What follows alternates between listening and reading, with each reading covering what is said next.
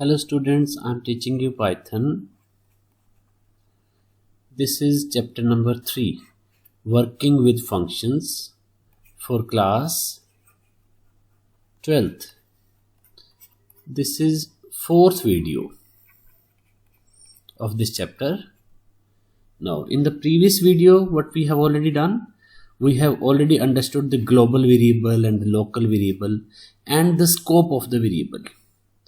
इस वीडियो में हम क्या करेंगे, we will do mutable and immutable properties of passed data types, data objects. तो जब हम एक फंक्शन को कोई वैल्यू पास करते हैं तो या तो म्यूटेबल हो सकती है या इम्यूटेबल हो सकती है। तो how the function will behave upon that parameter, अगर वो उसमें कुछ चेंज करता है क्या वो ओरिजिनल वैल्यू में रिफ्लेक्ट होगा। Means while passing we have actual parameter as well as formal parameter. तो अगर हमने एक्चुअल पैरामीटर पास किए हैं और फॉर्मल पैरामीटर में कुछ चेंज किया तो क्या वो ओरिजिनल एक्चुअल पैरामीटर में इफेक्ट होगा या नहीं होगा। तो इस चीज़ को हम समझेंगे, इस कंसेप्ट को। देखो, Python variables are not storage container like C plus plus, Java. जब हम एक वेरिएबल क्रिएट करते हैं तो हमें एक मेमोरी स्पेस एलोकेट हो जाता है और उस मेमोरी स्पेस में हम जो भी वैल्यू स्टोर करके रखना चाहते हैं हम रख सकते हैं। बट पाइथन में ऐसा नहीं होता, already many values are stored.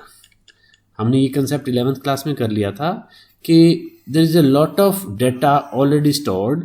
I am saying 0, 1, 2, 3, 4, 5 and so on. बहुत सारा डेटा ऑलरेडी स्टोर है। तो अगर मैं कहता हूं a इज इक्वल टू 5, तो व्हाट विल हैपन, a कोई मेमोरी स्पेस नहीं है, a इज अ एड्रेस। उस एड्रेस में जो 5 है उसका रेफरेंस स्टोर हो जाएगा और कुछ प्रोसेस करने के बाद मैं क्या करता हूं, a is equal to a-3। तो a में क्या बन गया, a में 5-3 2 हो गया। Now this a is referring to से 2। तो अब रेफरेंस एड्रेस चेंज हो गया इस a का, कोई मेमोरी चेंज नहीं हुई। 5 की जगह हमने 2 नहीं लिखा। We are not going to change the value already stored data in the Python compiler. हम क्या कर रहे हैं, हम सिर्फ रेफरेंसेस चेंज कर रहे हैं। And I am again and again telling you what is reference. Reference is nothing but a address. ठीक है। तो लेकिन सी प्लस में ऐसा नहीं होता था। सी प्लस में हम स्टोरेज कंटेनर में ही चेंज कर देते थे। Second thing is, depending upon the mutable and immutable of its data type, a variable behave differently. That is, if a variable is referring to an immutable type, immutable मतलब जिसमें change नहीं हो सकता, then any change in its value will also change the memory address. It is referring to. But if a variable is referring to a mutable data, then any change in the value of mutable type will not change the memory address. ठीक है। तो ये बड़ा important है, इस concept को हम practically समझेंगे। Let's see here it is given, integer literals are stored in some predefined locations. ये memory locations हैं, मतलब RAM में, random access memory में ऑलरेडी इस तरह के एड्रेसेस होते हैं। This is address, this is again address, this is again address. अब आप देखोगे 0, then 16, then 32 means 2 bytes are occupied by 1 integer. तो इंटीजर्स कौन कौन से हैं, 0, 1, 2, 3, 4, 5, 6। These are the integers stored at these locations respectively. Okay, these are addresses in the memory.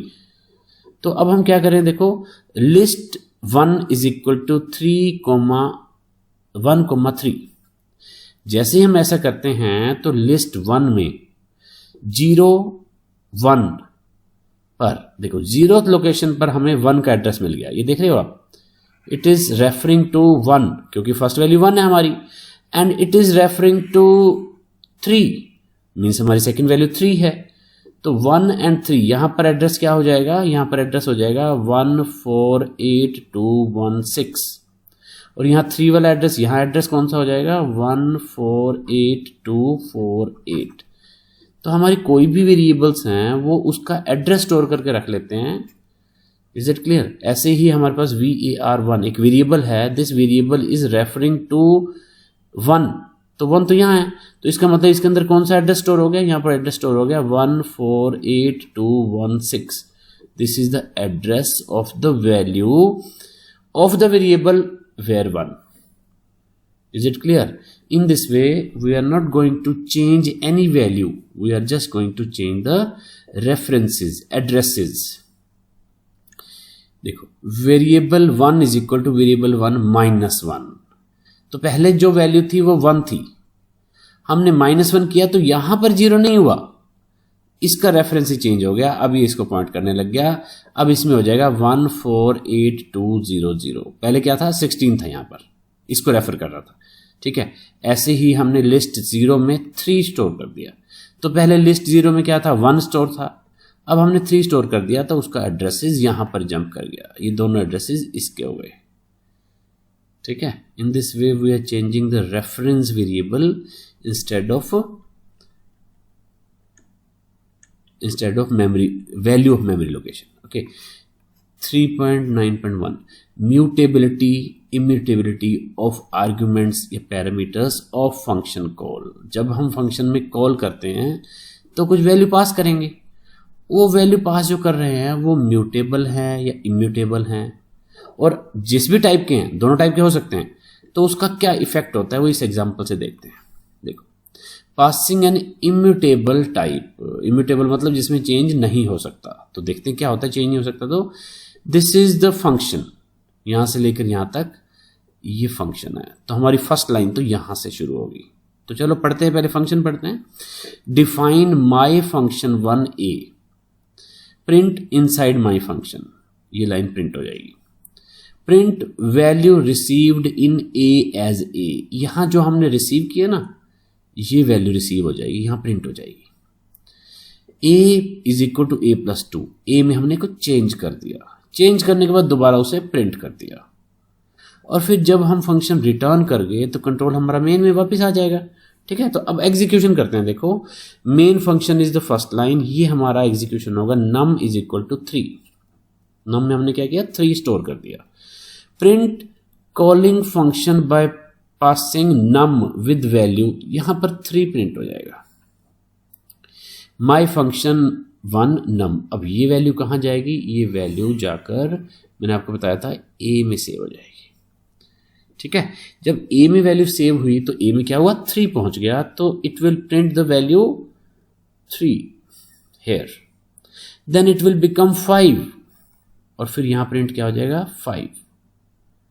फिर जब वापस आएगा कंट्रोल वापस यहां से आएगा जब when this line will come back to this line, after this print back from function 1 value is, ये वैल्यू क्या प्रिंट होनी चाहिए आपके अकॉर्डिंग, 3 प्रिंट होनी चाहिए या 5 प्रिंट होनी चाहिए, 3, क्योंकि मैंने आपको बताया कि इम्यूटेबल टाइप के चेंज में क्या होता है, चेंज नहीं होता है. ठीक है, तो यहां 3 प्रिंट हुआ, और कॉलिंग फंक्शन पासिंग आर्गुमेंट ये 5 प्रिंट हुआ. ये मिस प्रिंट है बुक में, ये थोड़ा सा गलती दी हुई है. पहले उसने क्या प्रिंट किया, 3 प्रिंट किया, फिर 5 प्रिंट किया, और फिर दोबारा से भी 3 प्रिंट किया. मैंने आपको यही दिखाया ना कि पहले यहां से 3 प्रिंट हुआ, फिर दोबारा 3 प्रिंट हुआ, फिर 5 प्रिंट हुआ, और फिर यहां 3 प्रिंट हुआ, क्योंकि जब हम रिटर्न कर लेंगे तो immutable variable will not change, तो ये 8 थोड़ा सा गलत दिया हुआ है. ठीक है, ये आउटपुट आ जाएगा. तो इसको चेंज कर लेना आप अपनी बुक में, ये 8 नहीं है, ये 5 है. Okay, this I have explained you. Now next is memory environment for coding. जो अभी हमने ऊपर कोडिंग देखी, उसकी मेमोरी एनवायरनमेंट देखो क्या होगा. सबसे पहले 3 गया num में, तो num is having the reference of data 3, global environment है इसका. तो एक लोकल फंक्शन बना, लोकल फंक्शन में लोकल वेरिएबल बना a is also pointing to 3. ठीक है, next is a is becoming 5 now. a में क्या चेंज आया, 5. मैंने आपको बताया ना कि लोकल वेरिएबल है, ओरिजिनल वेरिएबल ये है, मैं इसको क्या कहूंगा, एक्चुअल पैरामीटर. और इसको क्या कहूंगा, फॉर्मल पैरामीटर। तो फॉर्मल में चेंज हो गया, फॉर्मल में 5 हो गया, एक्चुअल में कोई चेंज नहीं हुआ, और एक्चुअल में वही, क्योंकि ये इम्यूटेबल है, एक्चुअल में तो चेंज होगा ही नहीं। तो जब हमारा कंट्रोल वापस आएगा तो उसको वैल्यू 3 ही मिलेगी, 5 नहीं मिलेगी। ठीक है, ऐसे ही हमने कुछ आउटपुट देखा था उसमें। So you just saw how Python processed an immutable data type. Okay, when it is passed as argument, let us see what happened inside memory if you pass a mutable type. अब देखो, अब तक पिछले programme में क्या किया था हमने, immutable, वो पीछे रह गया। Now in the next program we will say mutable data. Okay, तो म्यूटेबल डेटा के साथ क्या होता है, अब हम बड़े ध्यान से समझेंगे इस प्रोग्राम को। This is program number 2.1, passing a mutable type value to a function. तो नाम से ही पता लग रहा है कि उसमें जो चेंजेस, म्यूटेबल में चेंजेस होंगे वो एक्चुअल में चेंज हो जाएंगे। ठीक है, तो this is the function. First line is from here, list 1 is equal to 1। तो क्या हुआ, लिस्ट में 0th लोकेशन पर एक एड्रेस स्टोर हो गया। मैंने आपको बताया ना कि ऑलरेडी प्री डिफाइंड इतनी सारी वैल्यूज हैं, उसमें 0, 1, 2 जितनी भी हैं, तो ये 1 को रेफरेंस हो गया, means it is pointing to 1। Print list before function call is, अब इसमें आउटपुट क्या आ जाएगा, 1 आ जाएगा पहले तो, क्योंकि 1 को ही रेफर कर रहा है वो। फिर माई फंक्शन टू लिस्ट 1, ये पास कर दिया हमने, इसको कहाँ पास किया, यहाँ पास कर दिया। यहाँ पास होने के बाद print inside the call function, ये लाइन प्रिंट हो जाएगी। देन लिस्ट रिसीव्ड, या फिर दोबारा से लिस्ट प्रिंट होगी, यहाँ पर 1 ही आएगा क्योंकि कुछ चेंज अभी तक तो हुआ नहीं। Now my list 0th location पर हमने क्या किया, 2 ऐड कर दिया। अब मतलब ये 3 बन गया, 1 तो पहले था ना, 3 बन गया। तो यहां प्रिंट जब हम करेंगे तो क्या आएगा, 3 आ जाएगा। और जब ये रिटर्न होगा,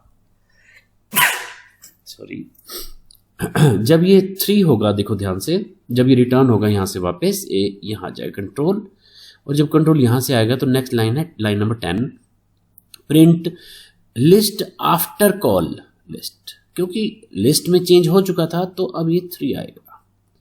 पिछले प्रोग्राम में वही पुरानी वैल्यू आ गई थी। अब क्या होगा, पहले 1 प्रिंट होगा, फिर 1 प्रिंट होगा, फिर 3 प्रिंट होगा, फिर 3 प्रिंट होगा। देखते हैं हमने ठीक लिखा या नहीं। ये देखो, पहले 1 प्रिंट कर रहा है, फिर 1 प्रिंट कर रहा है, फिर 3 प्रिंट कर रहा है, और फिर 3 प्रिंट। ठीक है, गॉट इट। तो मैंने आपको यही बताया कि पहले लाइन नंबर 7 से प्रोग्राम स्टार्ट होगा, this is the first line. Then 1 print किया, 1 के बाद फिर क्या हुआ, कंट्रोल वहां चला गया, कंट्रोल वहां चला गया तो दोबारा 1 प्रिंट हुआ, और फिर 3 प्रिंट हुआ, और फिर कंट्रोल जब वापस आया then it will print 3 again. तो 1 1 3 3, this result is okay.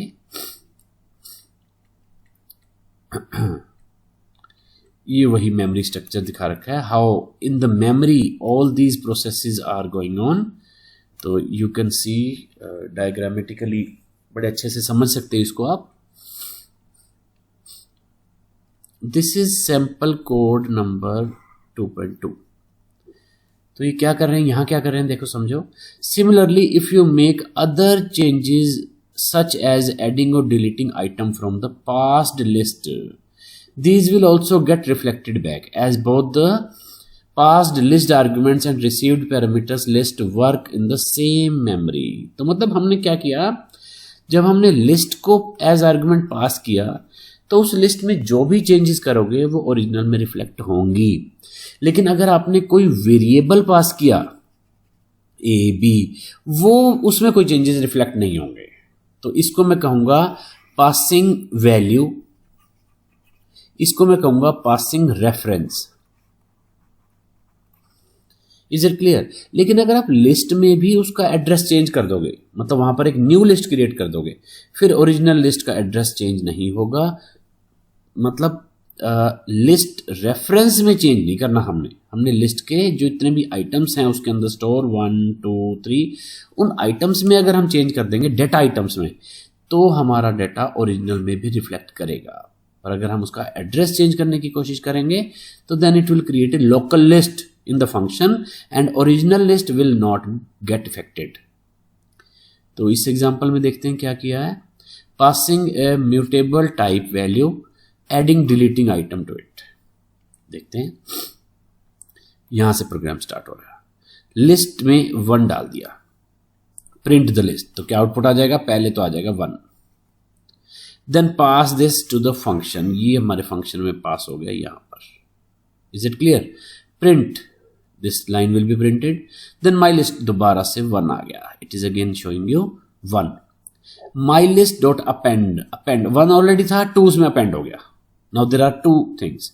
My list dot extend, अब देखो 1 ऑलरेडी था, 2 अभी अभी हमने अपेंड किया, 5 and 1 भी हमने क्या किया? एक्सटेंड कर लिया, ये लिस्ट बन गया। प्रिंट लिस्ट, तो इसका आउटपुट ये आ जाएगा। ओके, 1 2 5 1।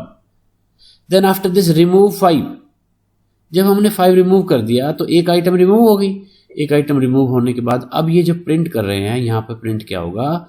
1 2 5 तो रिमूव हो चुका है, 1। Then it will come back to control, will go back to this statement, print list after this is, अब जो इफेक्टेड लिस्ट है ना, क्योंकि देखो ओरिजिनल में चेंज होगा क्योंकि हमने लिस्ट ही पास की थी, लिस्ट तो रेफरेंस वेरिएबल है, तो 1 2 1 will be the final output.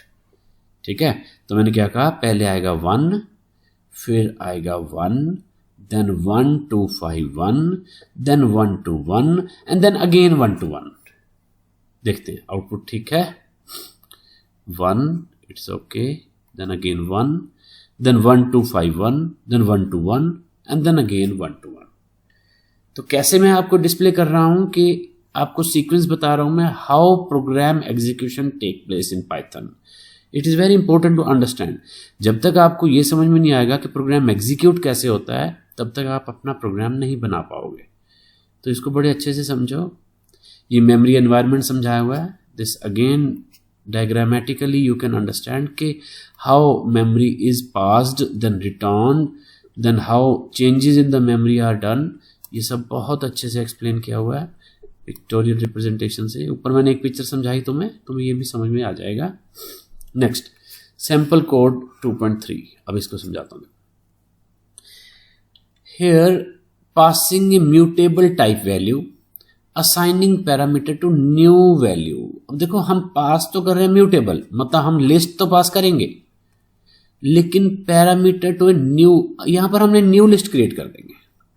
और जैसे ही न्यू लिस्ट बनेगी तो जो ओरिजिनल लिस्ट है उसमें कोई चेंजेस नहीं आएंगे। ये बहुत इंपॉर्टेंट बात है समझने की कि हमने जो लिस्ट पास की उसी लिस्ट में चेंजेस नहीं किए, हमने एक न्यू लिस्ट क्रिएट की, उसमें चेंजेस किए। तो जब हमने न्यू लिस्ट में चेंजेस किए तो ओरिजिनल में एग्जिस्टिंग लिस्ट में कैसे इफेक्ट होगा? No effect. तो it will start from line number 9। Okay, see from line number 9 list is 1,4। Two things are there. After this, print list before call is this, तो आ जाएगा output 1,4। Okay, my function 4, this is passed to my function 4, यहां पर आ जाएगा। now print inside this line will be printed as it is, list received is 1,4। Okay, then new list is 3,5। ये new list बनाई है, देखो my list में कोई change नहीं किया। Now I am assigning my list is equal to new list, my list dot append 6। तो my list में क्या हो गया? 3,5। और जब हमने अपेंड 6 कर दिया तो 3,5,6 ये लिस्ट माई लिस्ट में हो गया। Print last list with in call function is after, यहां पर क्या आउटपुट आ जाएगा? 3,5,6। ठीक है, और जब ये कंट्रोल रिटर्न हो जाएगा तो रिटर्न करने के बाद ये कंट्रोल यहां आ जाएगा। ठीक है, यहां नहीं, सॉरी, ये 12th लाइन पे आ जाएगा। और जब 12th लाइन पे आएगा तो लिस्ट दोबारा प्रिंट हो जाएगी। अब देखो रूल के अकॉर्डिंग हमने ये लिस्ट पास की थी, वहां जाकर चेंजेस हो गए, पर चेंजेस एग्जिस्टिंग लिस्ट में नहीं हुए, न्यू लिस्ट क्रिएट की तो कोई एड्रेस बदल गया। और जब वापस आया तो वो न्यू लिस्ट थोड़ी, वो तो एग्जिस्टिंग लिस्ट में 1,4 ही था। तो आउटपुट क्या आएगा? देखो पहले 1,4, फिर 1,4, फिर देखो ये न्यू लिस्ट क्रिएट की इनसाइड द फंक्शन है। एंड आफ्टर रिटर्न स्टेटमेंट ये वाली लाइन क्या एग्जीक्यूट करेगी, ये 1,4 ही एग्जीक्यूट करेगी, क्योंकि old list is having the same address. New list का जो स्कोप था वो विद इन लोकल स्कोप था, यहां पर ही है उसका न्यू लिस्ट का scope. It's new list scope is not inside the main function. तो ये हमने ग्लोबल वेरिएबल, लोकल वेरिएबल में, स्कोप ऑफ द वेरिएबल में ये कंसेप्ट कर लिया है। तो this will be the result.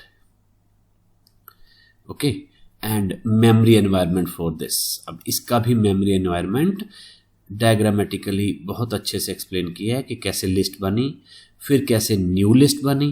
New list delete हो गई जब फंक्शन रिटर्न हुआ, और जब फंक्शन रिटर्न हुआ तो उसकी ओरिजिनल वैल्यू ही प्रिंट हुई जो पहले 1,4 थी। ठीक है, फिर भी अगर ये पिक्चर समझ में नहीं आती तो प्लीज़ मुझे मैसेज करो, मैं तुम्हें ये भी एक्सप्लेन करूँगा। जैसे फर्स्ट पिक्चर एक्सप्लेन की थी वैसे ही ये सारी पिक्चर्स भी इजीली की जा सकती हैं। ठीक है, म्यूटेबल आर्गुमेंट्स से ए असाइन टू म्यूटेबल पैरामीटर से पी। तो जब हमारे म्यूटेबल का मतलब जिसमें चेंज हो सकता है, ठीक है ना। If P is not assigned any new name or different data type value, then changes in P are performed in place and get reflected back. मतलब अगर हम डेटा टाइप ना चेंज करें या उसकी मेमोरी एलोकेशन चेंज ना करें तो ओरिजिनल वैल्यू में फॉर्मल पैरामीटर एक्चुअल पैरामीटर में चेंजेस रिफ्लेक्ट करते हैं। यस का आंसर हो गया ये, ठीक है ना। और if P is assigned a new value, या तो तुमने उसका नाम बदल दिया है, न्यू नेम, और ए डिफरेंट डेटा टाइप, पहले इंटीजर था अब तुमने फ्लोट कर दिया, कुछ और चेंजेस कर दिया, तो फिर वो ओरिजिनल में रिफ्लेक्ट नहीं करेंगे। Means it will not show the changes in the actual parameter. ठीक है ना, बड़े इंपॉर्टेंट है ये दोनों कंसेप्ट, इसको आप ध्यान रखना। Changes in immutable type are not reflected in the caller function at all. Changes, if any, in mutable type are reflected in caller function if its name is not changed. वही बात दोबारा लिख रहा है, ऊपर हमने पढ़ी है। Are not reflected if caller function has assigned different data type or variable name. तो यही दो बातें जो ऊपर हमने पढ़ी हैं, यही same are written again. So in this way, this chapter is over. Solved exercise is given, all the solutions are given, and unsolved exercise is also given after this chapter.